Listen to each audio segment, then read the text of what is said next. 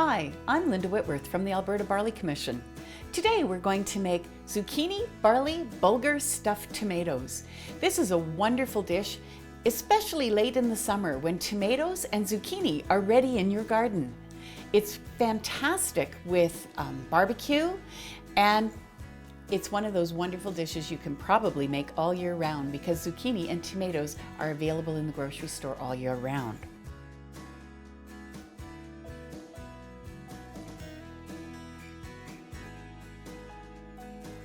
We're going to start by heating 1 tablespoon of oil in a saucepan and adding 1 chopped onion.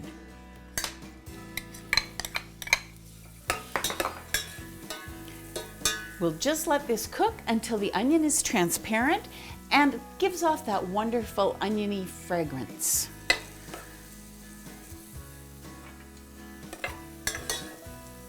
This will take about 3 minutes. At that time, I'm going to add our barley, give it a stir, and let it saute for just a minute or two. That brings out the wonderful nutty flavor that barley has, especially when you've given it a bit of a saute.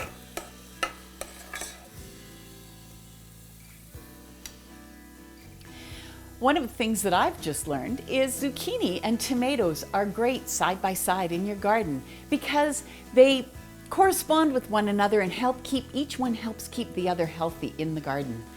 So they're good things to grow together.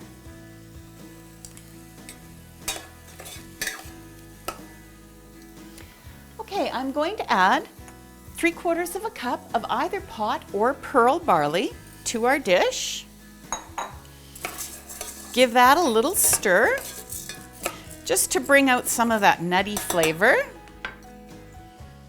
And then we're going to add 3 cups of vegetable stock. You can use chicken stock or vegetable stock, whichever you prefer. I like to use a low sodium one. It helps keep our sodium content down, and yet it still infuses the flavor of the stock.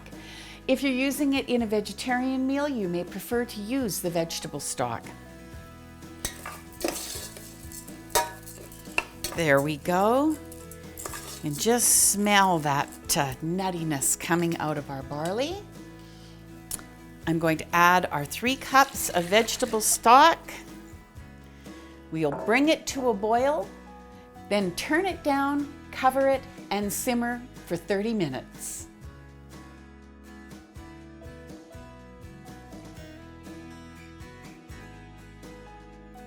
Our barley has been simmering for about half an hour. I'm just going to add 3/4 of a cup of bulgur. Bulgur is a wheat that has been cleaned, parboiled, and ground, and gives a really nice contrast to the barley in this recipe. So I'll just put the lid back on and we'll leave that for about 12 minutes.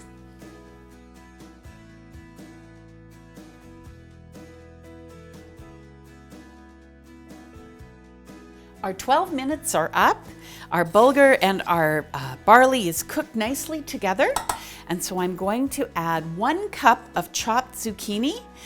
Try and keep your zucchini in as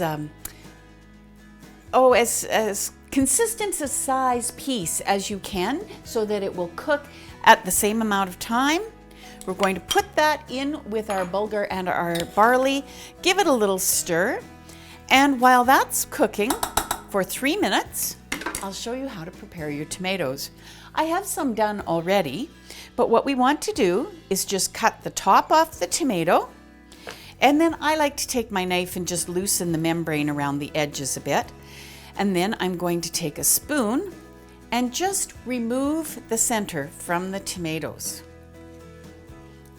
leaving that nice firm outside shell of a tomato.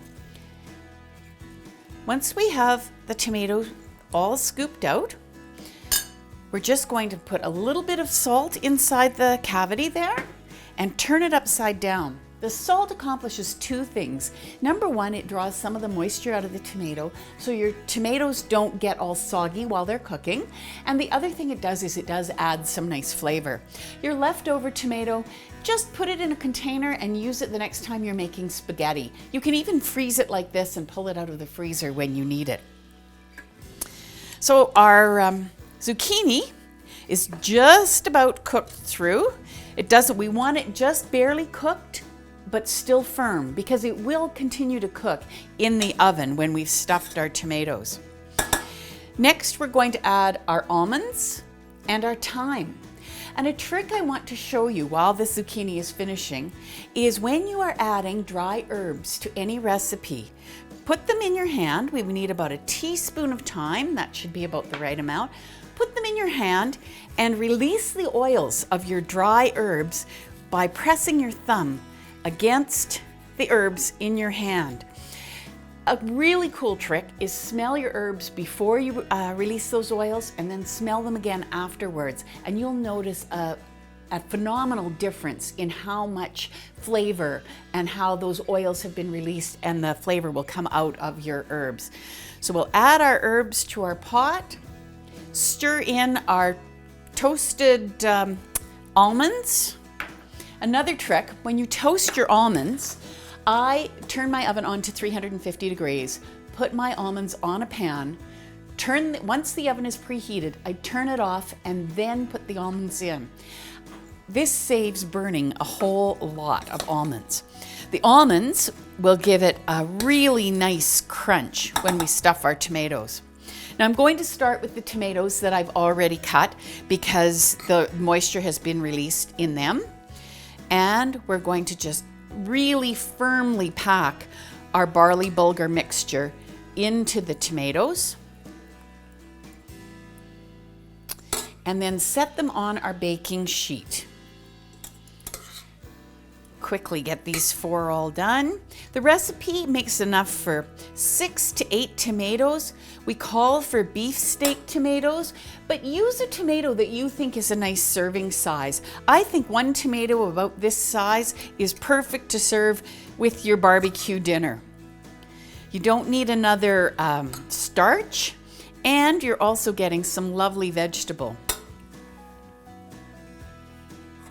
So here's our last one that we're going to do this morning. Get it nice and full. And then I'm just going to take some white cheddar cheese, sprinkle that on top. The white cheddar is nice because when it melts and becomes golden, it gives a nice contrast to our tomatoes. Pick up some of this cheese here, make sure we've got them all nicely covered. I have preheated my oven to 375 degrees, and I'm just going to pop these in the oven for about 15 minutes. The cheese will melt and go a little golden, and then they'll be ready to serve.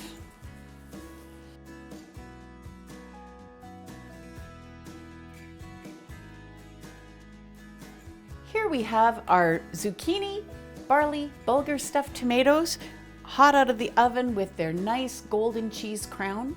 Use any kind of cheese that you have in your refrigerator. Don't be restricted just by a recipe. I love this recipe because tomatoes, zucchini, and thyme should all be available in our gardens at the same time, but they also are available year-round in the grocery store. Join us next time at gobarley.com for more information and recipes.